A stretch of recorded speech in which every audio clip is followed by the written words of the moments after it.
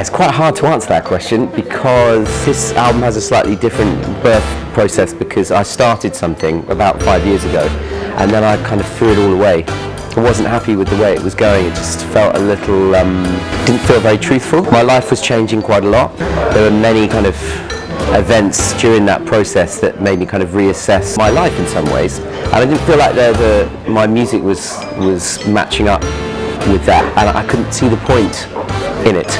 You know, I'm not like a pop artist who needs to release everything, you know, all the time. I spent a bit more time just being a husband and a father and a human in the world, you know, and I came back to it a little later. Once I'd had some time away from it, it started to roll quite quickly, and I had songs which felt a lot more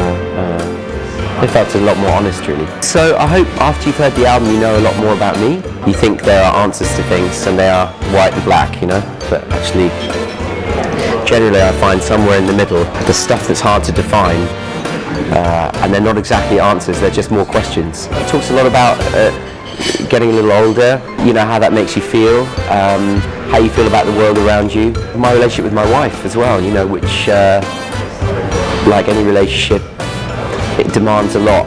It asks you to grow, I think, certainly for me. And you see, this is where the idea of taller came, because I'm not particularly tall, as you may have noticed. As it happens, my wife is. I needed to grow up quite a lot in order to have a successful relationship, and she's incredibly intelligent. I felt like taller was this call to arms to say, come on, become the man you need to be.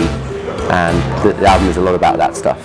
You feel like you're putting something out there that is more vulnerable, and I think that's the thing maybe I've shied away from in the past, you know. Again, as I get older, I realise that actually to reveal that vulnerability is actually a sign of strength, really, I think. I think it's something men are learning a lot about, particularly in the 21st century, about sharing how they feel a lot more and finding strength in that. You know, men are talking a lot more about their feelings. I'm happy that my children are growing up in a world where these conversations are now more of the cultural norm. I think the writing on this is better than anything I've done, definitely, but I would hope so. And I think the reason I would hope so is because I don't, you know, I was not a child prodigy, trust me, and you know, I hope that the best work I do is like when I'm really old. I love playing in Spain, and you may realise this because I come here all the time to play. They're so fun to play for. They treat you like an artist, but they treat you like an opportunity to really just show their passion as well. I bring everything I can onto stage. I really find that the audience give you as much back here.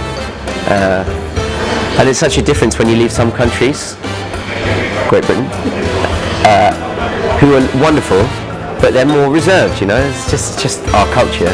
And you come to Spain and like you walk on stage, I was like, ah, woo! It's, you know, it's just great.